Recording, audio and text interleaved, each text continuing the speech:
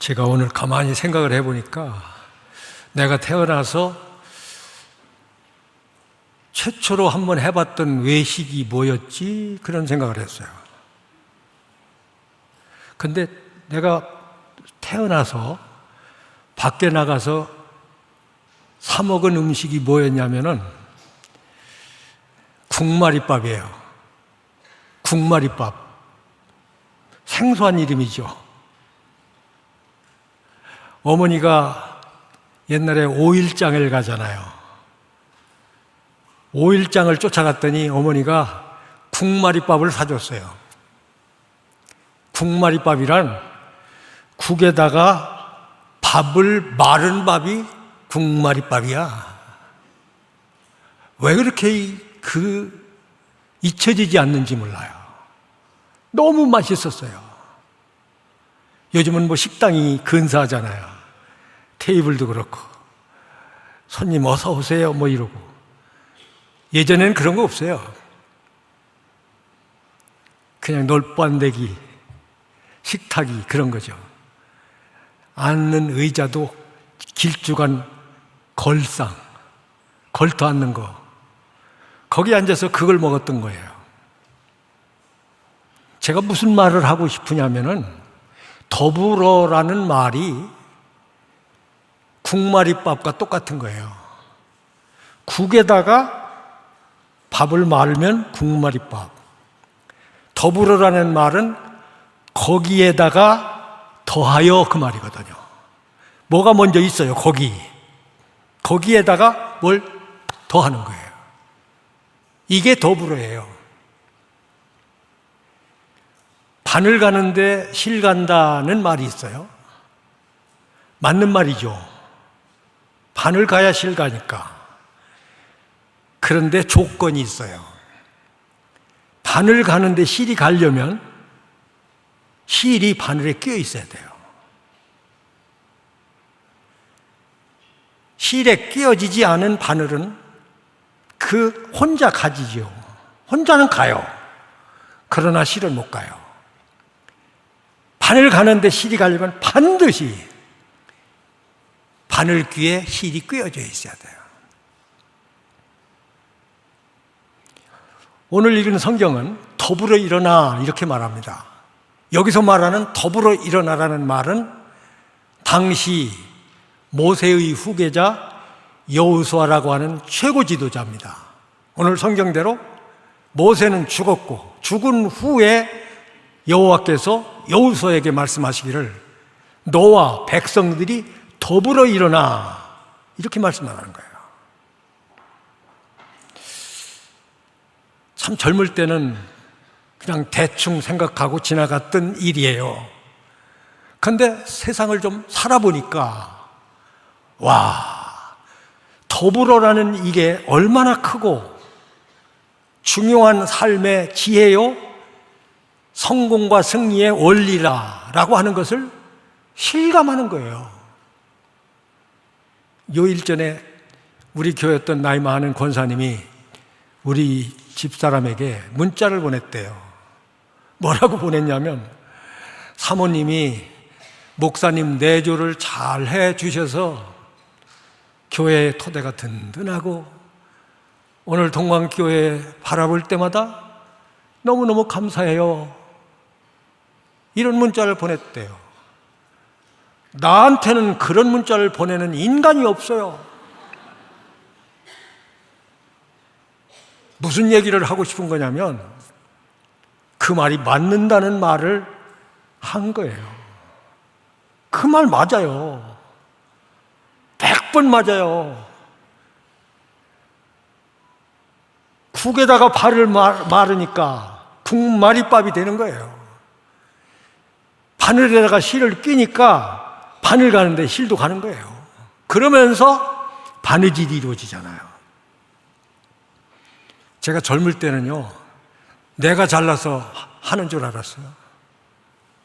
예전에는 미처 몰랐어요. 그 여자가 밥 해주는 것밖에 더 있어? 와이셔츠 달아주는 것밖에 더 있어? 어릴 때는 그렇게 생각을 했어요. 철부지 할 때는. 이제 철이 나고 나니까 철랑이가 철이 나니까 이런 말을 실감나게 할 수가 있는 거죠. 대놓고는 고마워 그 말 못하지만 내 맘 알지? 오빠 맘 고맙게 생각하고 있어. 이게 내 진심이에요. 그렇습니다, 여러분. 그런데 예수님이 이런 말씀을 하셨어요. 부자가 천국에 들어가기가 얼마나 어려운지 약대가 바늘기로 들어가는 것보다, 부자가 천국에 들어가는 것보다 더 쉽대요. 아니, 약대가 얼마나 커요. 바늘기가 얼마나 작아요. 근데 약대는 바늘기로 들어갈 수 있어도 부자는 천국에 못 들어간다는 거예요. 이 말을 들은 제자들이 와, 아니 그러면 세상에 하늘나라 갈 사람이 누구요? 없잖아요. 그러니까 예수님께서 기가 막힌 말씀을 하신 거예요. 사람은 할 수 없으되 하나님은 능히 할 수 있느니라 그랬어요. 여러분, 실이 똑똑하고 잘나서 자기가 혼자서 바늘길로 들어가는 거 봤어요? 바늘이 유능하고 지혜로워서 실을 끌어다가 바늘귀에다 끼는 바늘 봤어요? 없어요. 반드시 그 바늘을 딱 잡고 실을 딱 잡고 끼워주는 손이 있어야 이 실이 그 바늘에 들어가는 거예요. 나이가 조금 먹고 나니까 야, 내가 동광교회에 와서 나이 40도 안 됐거든요. 만으로 36살 때 이 교회에 왔거든요, 제가. 여러분, 이렇게 지금도 이렇게 멋진데 그때는 총각 같다고 그랬어요. 장가 안 갔느냐고 물어보는 사람이 있었으면 좋겠는데 없었어.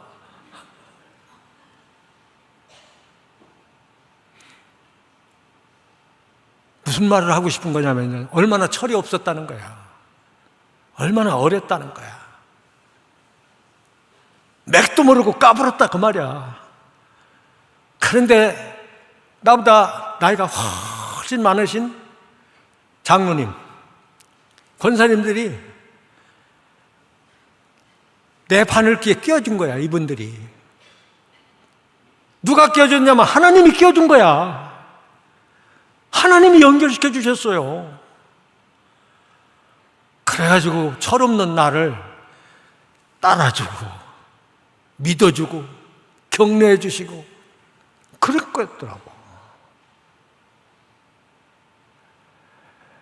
사실 지금 생각하면요, 돌아가신 우리 윤석기 장로님, 야, 생각나요. 김기동 장로님, 연세 많으신 우리 어머니하고 동갑내기 권사님, 목사님, 제가 주방에서 밥을 풀 때는요, 목사님 진지를 먼저 푸고 그 다음에 밥을 퍼요. 요즘은 그런 사람 없어요. 우리 어머니하고 동갑된 그 권사님이 저한테 한 말이에요.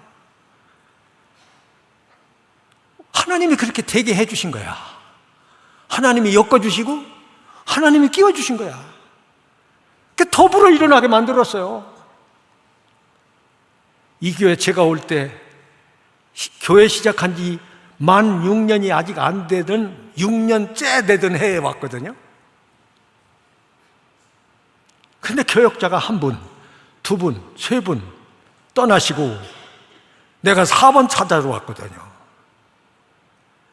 참, 지나온 세월을 이렇게 뒤돌아보니까 우리 안상기 장로님 무슨 당에서 목사님 다 기도하시고 생각하고 하셨는데 그렇게 하기로 동의합니다 이러시고 말이죠. 그게 동의합니다. 함께 해주신 거잖아요. 더불어 해주신 거예요. 그렇게 된 거예요, 이게 되게. 우리 집도 똑같더라고. 내 아내가 함께 해준 거예요. 때거리가 없는 신학생한테 시집 와가지고, 요새 누가 그런 인간한테 시집을 가냐? 없어, 그런 사람. 학생이 학생. 아이고. 근데 이제 우리 집사람 나중에 얘기를 들으니까 내 얼굴이 참 이뻤대요.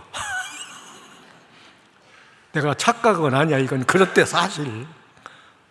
그래서 이 사람 놓치면 안 되겠다 그러고선 딱 잡았대, 나를 속으로. 웃자고 하는 소리입니다만은 가정도 그렇게 하니까 됐고 걔도 그렇게 하니까 됐어요. 대통령이 대통령직에 자리에 있을 때 밑에서 비서나 장관이 각하 그러시면 됩니다. 변비가 돼가지고 화장실에 가면 끙끙거리고 변비가 돼서 힘들어할 때에 이승만 대통령이 대변을 보고 이렇게 나오실 때 얼굴을 보고서 성공했나 싶어요.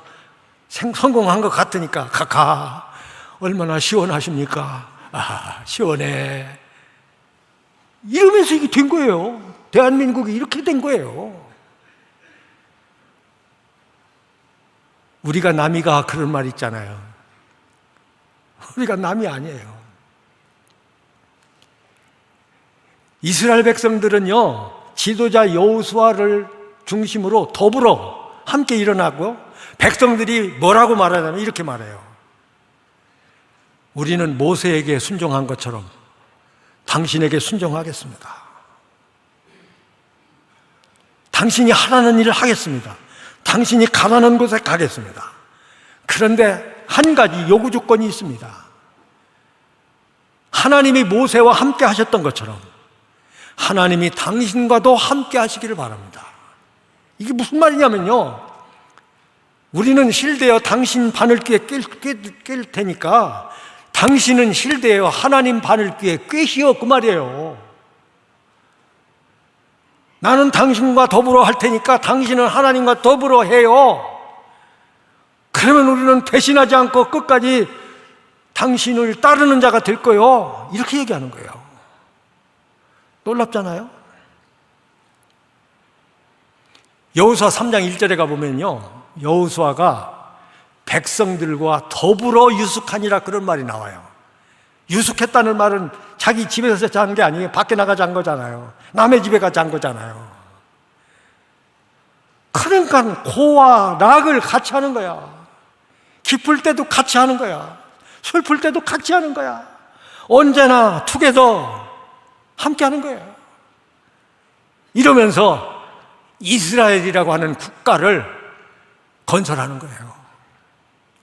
회사가 되는 것도 그렇게 된 거예요. 자동차 왕이라고 불리우는 사람이 처음 자동차를 만들 때 아내들은 그랬대요. 당신이 나와 함께만 해준다면 나는 이 일을 해낼 수가 있다고. 여러분, 굉장한 사람이 도움이 되는 게 아니에요. 무서울 때는요, 갓난 아기, 젖먹이 아기를 등에 업고 가도요, 훨씬 두려움이 없대요. 혼자 가는 것보다는 아기를 업고 가는 것이 든든해돼요. 맞아요. 이 동물들은요, 천재지변이 일어나면 먼저 알아요. 사람은 몰라도. 지진이 어디서 일어난다, 이걸 동물들이 아는 거야. 코끼리가 이사를 가는 거예요. 코끼리가 살던 동네에서. 근데 쥐도 알잖아요, 그걸. 그러니까 생쥐가 코끼리 등에 다 올라탔어. 코끼리 등에 올라탔어. 그러고 가는 거야. 코끼리가 가다가 보니까 나무다리를 지나가게 됐대요.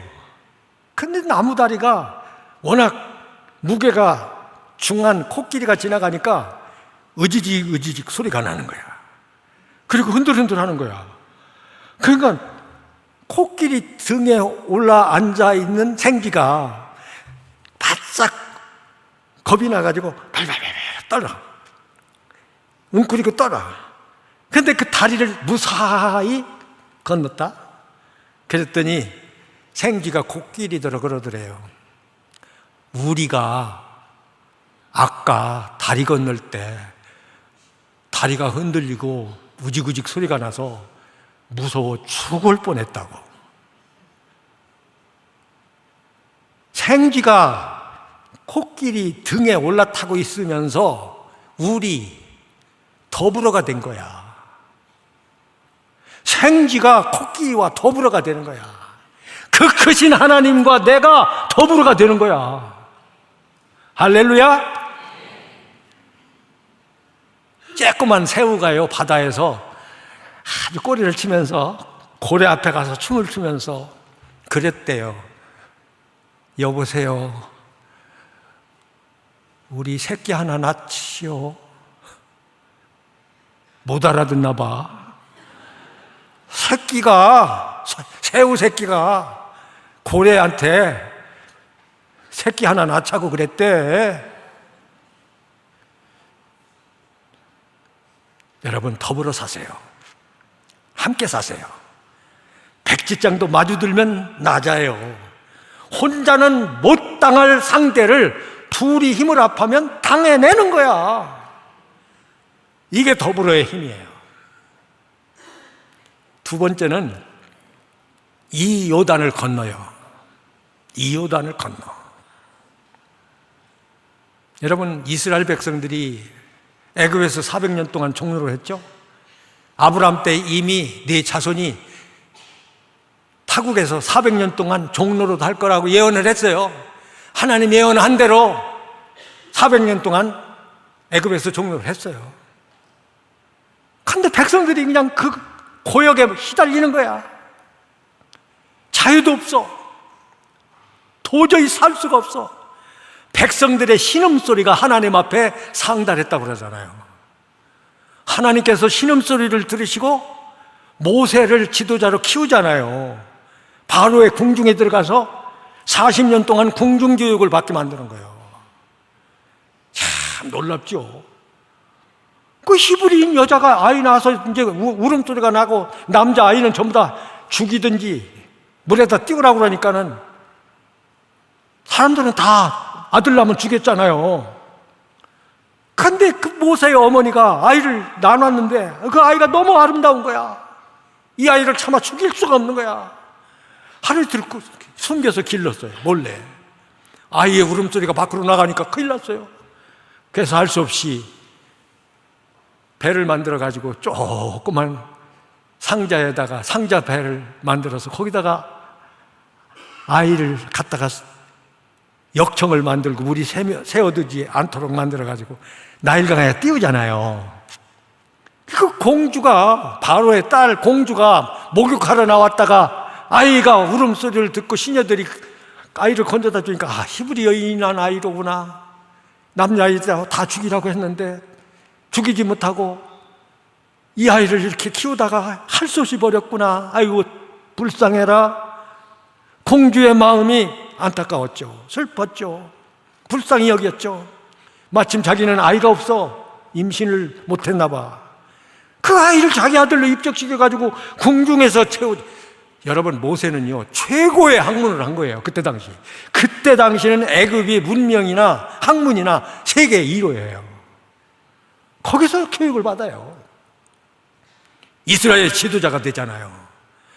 그 이스라엘을 이끌어가는 것이 뭐 어떻게 나와요?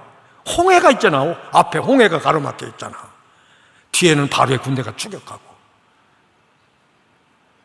백성들이 아우성이에요.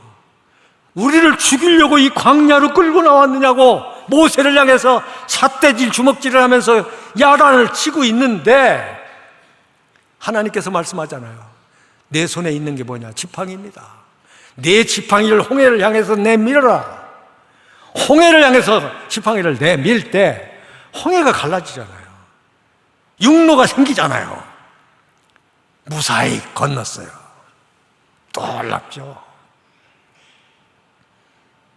백성들이 다 건넌 후에 뒤에서는 바로의 군대가 추격하고 있는 그때에 하나님께서 바로의 군대가 다 바다 길로 들어왔을 때 그냥 물을 딱 합창시켜가지고 다 고기밥이 돼버리게 만들었잖아요. 그러고 건넜어요. 이제 또 하나 건너야 돼요. 모세는 죽었어. 이제는 여호수아가 지도자야. 다음 때에 와가지고 이제는 뭘 건너야 돼요? 이 요단을 건너야 돼. 이 요단. 여러분, 요단이라고 하는 것은 목숨 걸고 도박을 하는 거예요. 이걸 내가 건너면 사는 거고, 못 건너면 여기서 이대로 끝나는 거야. 아무리 힘들어도 나는 이걸 건너야 돼. 이 고비를 넘어야 돼. 이런 게 이게 요단강이에요. 우리가 부르는 노래말 가운데 그런 게 있잖아요.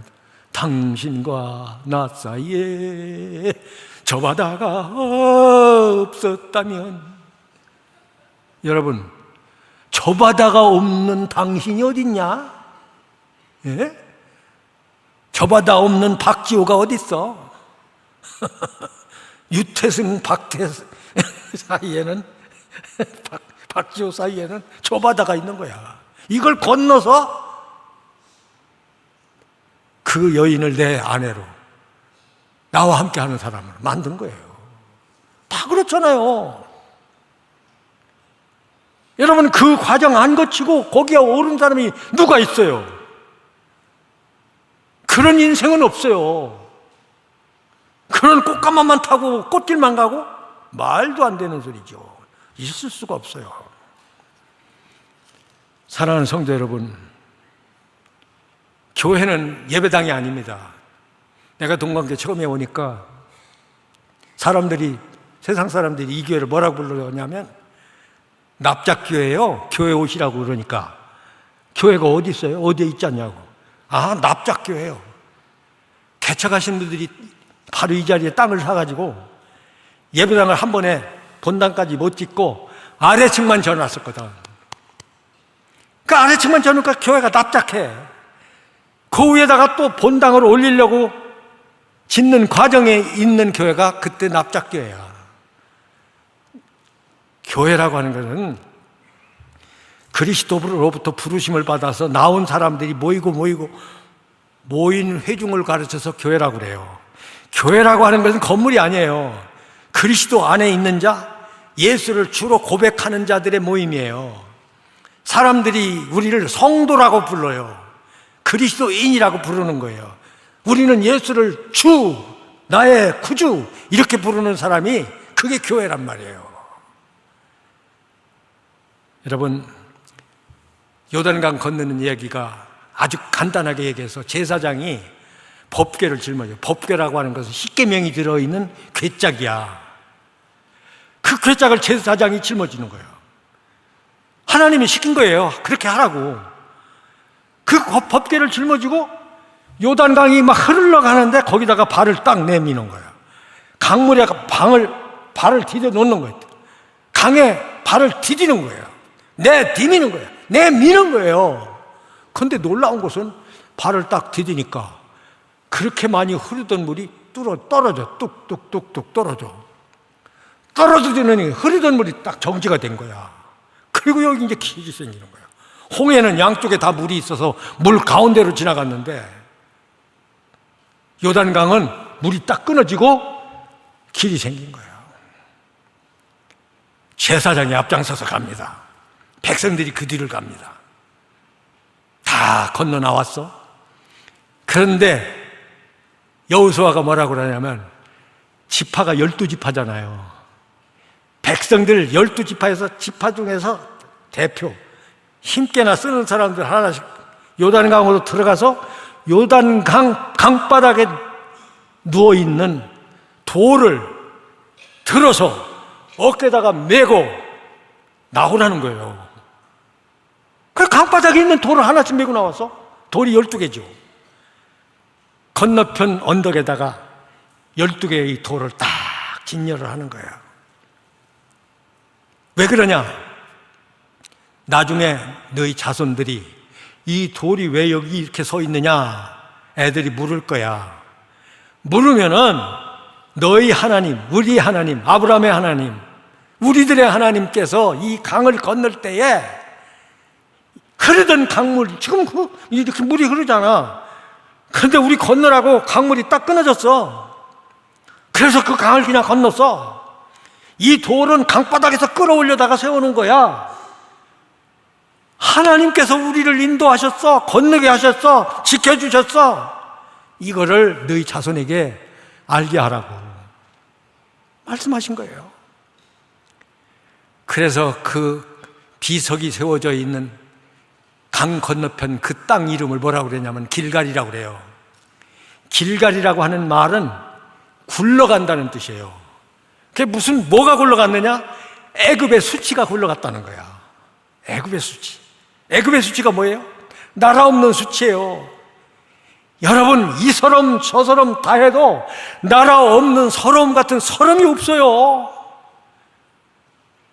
우리는 지금 굶주림이 뭔지를 몰라서 그렇지 이 서름 저 서름 해도 배고픈 서름 같은 서름이 없어요. 이 서름 저 서름 다 해도 자유 없는 서름이 어디 있어요? 이 수치가 굴러갔다는 거야. 할렐루야. 놀랍잖아요. 사랑하는 성도 여러분, 우리 교회 어떤 성도가 탈북했는데 내가 또 방송에서 들으니까 54일 만에 나왔다고 하는 줄 알았더니 50일 만에 나왔다고 하는데, 북한에서 강을 건너가지고 중국으로 갔다가 메콩강을 또 건너서 태국으로 갔다가 한국으로 돌아오는데 그렇게 빠른 고속도로가 어딨냐. 어떤 사람은 5년 걸려서 와요. 10년 걸려서 와요. 20년 걸려서 와요. 50일 만에 왔대요. 김포공항에 딱 들어왔더니 놀랬대는 거예요. 얼음판에 자빠진 노루새끼 눈처럼 둥그해졌대요. 너무 밝은 거야. 광명천진 거야. 나도 옛날에 평양공항에 가봤어요. 이 등이요, 공항이 어둠컴컴해요. 그리고 입국 신고서를 써야 하잖아. 입국 신고서를 쓰려고 받아가지고 썼는데 껌껌해서 보이지를 않아. 전등불이 있는 가까이 있는 쪽으로 가서 썼다니까. 그리고 입국 신고서가 우리처럼 이렇게 하얗고 깨끗한 종이가 아니야. 마분지 같아요. 득득한 거, 시큼스름한 거. 거기다가 써요. 그런 동네 살다가 이런 동네 와보니 얼마나 놀랬겠어. 제일 놀란 거는 그 사람은 남자니까 그랬대요. 여자들이 왜 이렇게 이쁘더래요. 옷 입은 것도 그렇게 세련되고 말지. 그렇잖아요. 우리는 너무 잘 먹고 잘 살고 그래서요, 몰라요 지금 그걸 얼마나 힘든지. 너희가 건너가서 얻을 땅은 산과 골짜기가 있어서 하늘에서 내리는 비를 흡수하는 땅이에요. 나는 이 성경 말씀을 너무 좋아해요. 여호와께서 돌보시는 땅이라. 신명기 11장 11절, 신명기 11장 12절 말씀이에요. 새초부터 새말까지 여호와의 눈이 항상 그 위에 있느니라. 우리가 어디로 건너가야 되느냐? 여호와의 눈이 주시하는 그곳으로 가야 돼요. 하늘에서 내리는 비를 흡수하는 그 땅으로 가야 돼요. 하나님의 은혜를 받는 땅으로 가야 돼요. 내가 지난 주일날은요, 다른 게 설교를 하러 갔어요. 근데 거기서 사회를 보는 목사님이 미국의 국적을 가진 한국인이에요. NGO 단체에서 북한에서 살다가 왔다네. 야, 이분 얘기가 이거예요. 자기가 북한에서 살아보니까 저주받은 땅 같대요. 옥토가 아니에요. 박토래요. 뭘 해도 안 된대요. 그래서 내가 그 얘기했어요. 네가 살 곳은 기름진 땅과는 거리가 멀고 하늘에서 내리는 이슬도 없는 곳이라. 너는 칼을 의지해 살아갈 것이고 내 동생 야곱의 종이 될 것이라. 창세기 27장 39절 40절 말씀인데 이 말이 누구냐면은 아버지가 아들 에서에게, 에서가 형이잖아요. 야곱은 동생이잖아요. 여러분 아시는 것처럼 북한은 우리 형이었어요. 잘 살았어요. 그런데 그들은 그 실제 얘기하더라고요. 자기는 시장에 가가지고 이름 모를 고기를 봤다는 거야. 이름 모를 고기. 나 처음 들어봤어요. 그 이름 모를 고기가 뭐예요? 그랬더니 저도 모르죠. 다 무슨 고기라고 하는데 이거는 이름 모를 고기라는 거야. 그 이름 모를 고기가 뭐냐는 거야. 내가 이렇게 얘기했어요. 그게 인육이냐? 그게 사람 고기냐고 그랬어요. 여러분 성경에도 사람 잡아먹는 얘기가 나와요. 사람이 먹을 것 없으면 도둑질하고요, 사람이 먹을 게 없으면 강도질하고요, 사기치고요, 못된 짓도 얼마든지 할 수 있어요. 그게 인간 자체가 나쁜 게 아니에요. 가난이 그렇게 만드는 거야. 군주님이 그렇게 만드는 거예요. 참 놀라운 것은 아버지가 예언한 게 말이에요. 너는 칼을 의지하여 살리라. 여러분 칼을 의지해서 살면 안 돼요. 에서는 칼을 의지해서 살 거라는 거야. 너는 형이지만 내 동생 야곱의 종이 될 거라는 거야. 내 자식들이. 얼마나 기가 막힌 얘기입니까? 여러분 이스라엘 자손에게 주는 땅으로 가라.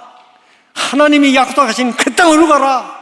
그 땅을 가기 위해서는 어떤 고비도 넘겨야 되고 어떤 과정도 거쳐야 된다. 이 과정을 거치지 않으면 나는 거기에 도달할 수가 없다. 저는 어릴 때 처음 교회 나갔을 때 내가 항상 불렀던 찬송이 내 주여. 옛날은 그랬죠. 내 발 붙드사죠. 요즘은 번역을 달리 해놨대요. 내 주여 내 맘 붙드사 그곳에 서게 하옵소서. 그곳은 빛과 사랑이 언제나 넘쳐옵니다. 전기도 들어오지 않는 그 시절에 내가 얼마나 불렀던 찬송인지 몰라요. 그 찬송을 부르면서 내 주여 내 발 붙드사 그곳에 서게 하옵소서. 그곳은 빛과 사랑이, 하나님이 비추는 빛이, 하나님이 내리는 비가 우리에게 주어지는 땅으로 가라는 거예요. 놀랍잖아요. 제가 이 얘기만 하고 마치렵니다. 제가 어느 책을 하나 뒤적거리다 보니까 세르파 없이 정상에 오를 수 없다 그런 글이 있어요. 그 세르파라고 하는 게 뭐냐면 고산지대 산악지대를 올라가는데 도미를 가르쳐서 세르파라고 그래요. 그런데 이 세르파가 뭔가를 찾아보니까 이거예요. 히말라야 고산지대 해발 4,000m 이상 되는 곳에서 조상적부터 살아온 소수민족이에요. 그런데 그 네팔 동부에 사는 티베트족이 그 혈통이래요. 놀라운 것은 이 사람들은 고산지대에 적응력이 뛰어난 거야. 그러니까 고산 안 가본 사람이 고산 올라갈 때는요 이 도우미가 필요한 거예요. 함께 동행해 줘야 되는 거예요. 그래서 이 세르파 없이는 정상에 갈 수가 없다 그거예요. 그런데 이 세르파는 고산지대에 올라가도 우리는 산소가 모자라가지고 네팔 갔다 온 분들 산에 올라갔다가 그런 분이 있어가지고 얼굴이 시커매지고 그런 거 얘기 들었어요. 나는 거기까지 올라가기도 힘들었는데 참 놀라운 것은 카이리파라고 하는 사람이 2023년 기준으로 28번 그 정상을 히말라야를 에베레스트를 올라간 거예요. 참 놀랍잖아요. 내가 이 말을 왜 하느냐면 이 세상 지구상에 있는 고지 가장 높은 데 올라가는데도 도우미가 필요한데 여러분의 인생에 도우미를 하나님으로 모시고 살라 이 말이에요. 코끼리가 생쥐하고 남이 아니에요. 우리가 남이가? 생쥐는 조그만해요. 보잘것 없어. 그러나 그 큰 힘, 코끼리 놀랍잖아요. 코끼리와 함께 우리가 되는 거야. 나는 약해요. 나는 부족해요. 형편없는 존재예요. 전능하신 하나님과 내가 연결되어 있어요. 하나님의 그 바늘귀에 내가 끼어 있어요. 그분 가는데 나도 가요. 할렐루야. 여러분의 삶 속에 하나님이 함께 하심이 늘 있어 영광 하나님께 영광 돌리시기를 축원합니다.